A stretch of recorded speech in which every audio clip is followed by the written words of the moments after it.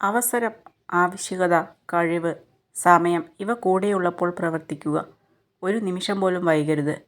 നഷ്ടമായവ തിരിച്ചു കിട്ടില്ല. തെറ്റിദ്ധാരണകൾ എന്നത് അറിയാതെ എയ്തുപോയ അസ്ത്രം പോലെയാണ്. യാഥാർത്ഥ്യങ്ങൾ തിരിച്ചറിയുമ്പോഴേക്കും കുറേ മനസ്സുകളെ മുറിവേൽപ്പിച്ച് അത് മുന്നോട്ട് പോയിട്ടുണ്ടാകും.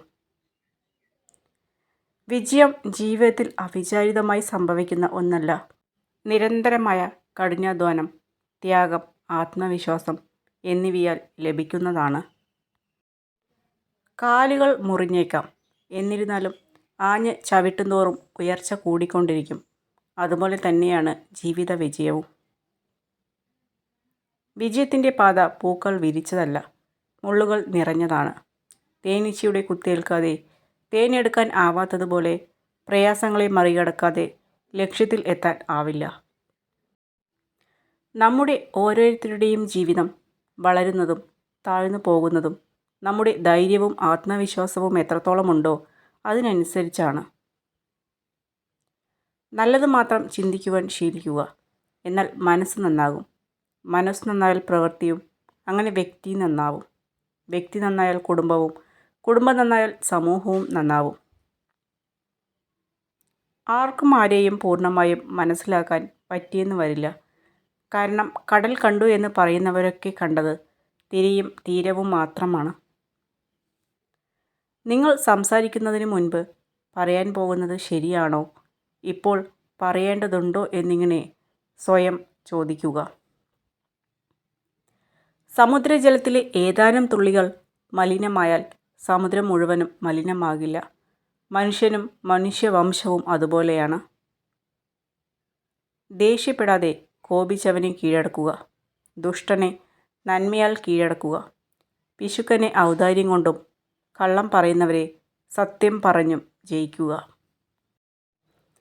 മറ്റുള്ളവരെ സഹായിക്കുന്നതിലൂടെയും അവരോട് അല്പസമയം പങ്കിടുന്നതിലൂടെയുമാണ് യഥാർത്ഥ സന്തോഷം ലഭിക്കുന്നത്. അതൊരു ചെറു പുഞ്ചിരി മാത്രം ആണെങ്കിൽ പോലും. മറ്റുള്ളവർ തങ്ങളുടെ പ്രശ്നങ്ങളെക്കുറിച്ചുള്ള കണക്കെടുപ്പ് നടത്തുമ്പോഴും തനിക്ക് ലഭിച്ച സൗഭാഗ്യങ്ങളെക്കുറിച്ച് എണ്ണുവാൻ സാധിക്കുന്നതാണ് ഒരു വ്യക്തിയുടെ സന്തോഷത്തിൻ്റെ രഹസ്യം. എല്ലായ്പ്പോഴും മനുഷ്യൻ വിധിയെ കുറ്റപ്പെടുത്തുന്നു. എന്നാൽ യഥാർത്ഥത്തിൽ തെറ്റുകളുടെയും അഭിനിവേശത്തിൻ്റെയും ബലഹീനതയുടെയും പ്രതിധ്വനിയാണ് അവൻ്റെ ജീവിതം. മറ്റുള്ളവരുടെ വികാരങ്ങൾ മാനിക്കാതെ സ്വന്തം ഇഷ്ടം മാത്രം നോക്കുന്നവർക്ക് അവർ ചെയ്യുന്നതെല്ലാം ശരികളായിരിക്കും. ശരിക്കും അവർ സ്നേഹിക്കുന്നത് അവരെ തന്നെയാണ്, മറ്റാരെയുമല്ല. നിങ്ങൾ എന്തുമാത്രം സന്തോഷവാനായിരിക്കുന്നു എന്നതല്ല, മറിച്ച് നിങ്ങൾ കാരണം മറ്റുള്ളവർ എത്രമാത്രം സന്തോഷവാന്മാരായി കഴിയുന്നു എന്നതാണ് ജീവിതത്തിൻ്റെ മൂല്യം. ജീവിതം സുന്ദരമാണ്. അത് പക്ഷേ ജീവിതത്തോടുള്ള നമ്മുടെ സമീപനം അനുസരിച്ചാണ് എന്ന് മാത്രം. എപ്പോൾ വേണമെങ്കിലും താഴെ വീഴാവുന്ന ഒരു പളുങ്ക് പാത്രമാണ് ജീവിതം. നമ്മുടെ ജീവിതം വെള്ളത്തെപ്പോലെ ആവണം. സാഹചര്യം മാറുന്നതിനനുസരിച്ച് ജീവിതത്തിൽ മാറ്റം വരുത്താൻ പരിശീലിക്കണം. എങ്കിലും ഒഴുകാനുള്ള വഴി നമ്മൾ തന്നെ കണ്ടെത്തണം. ചില വേദനകൾ തീക്കനലുകൾ പോലെയാണ്. കത്തുകയോ അണയുകയോ ഇല്ല, നീറി പുകഞ്ഞുകൊണ്ടേ ഇരിക്കും. കാലചക്രത്തിൻ്റെ കറക്കത്തിൽ ഇന്നത്തെ പരാജയം നാളെ വിജയവും, ഇന്നത്തെ വിജയം നാളെ പരാജയവുമായി മാറിയേക്കാം. എരിഞ്ഞടങ്ങാനോ നിരാശയിൽ തലകുനിച്ചിരിക്കാനോ ഉള്ളതല്ല ജീവിതം, മറിച്ച് പ്രതീക്ഷയോടെ മുന്നേറുവാനുള്ളതാണ് ജീവിതം.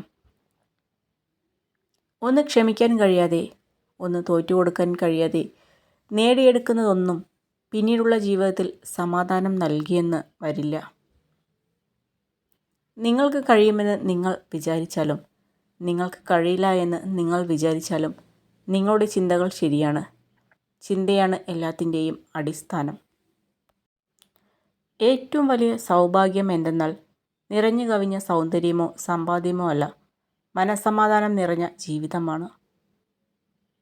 ആത്മാർത്ഥ സ്നേഹവും ആഴത്തിലുള്ള വിശ്വാസവും ആരിലും അമിതമായി അർപ്പിക്കരുത്. കാരണം മനുഷ്യൻ മാറും, ഒപ്പം അവരുടെ മനസ്സും. കരയാം, നമ്മുടെ സങ്കടങ്ങൾ തീരുവാൻ വേണ്ടി മാത്രം. ചിരിക്കാം, നമുക്ക് സന്തോഷം ഉണ്ടാകുമ്പോൾ മാത്രം. എന്നാൽ ഒരിക്കലും മറ്റുള്ളവരെ സങ്കടപ്പെടുത്തുകയോ അവരുടെ വീഴ്ചയിൽ സന്തോഷിക്കുകയോ ചെയ്യരുത്.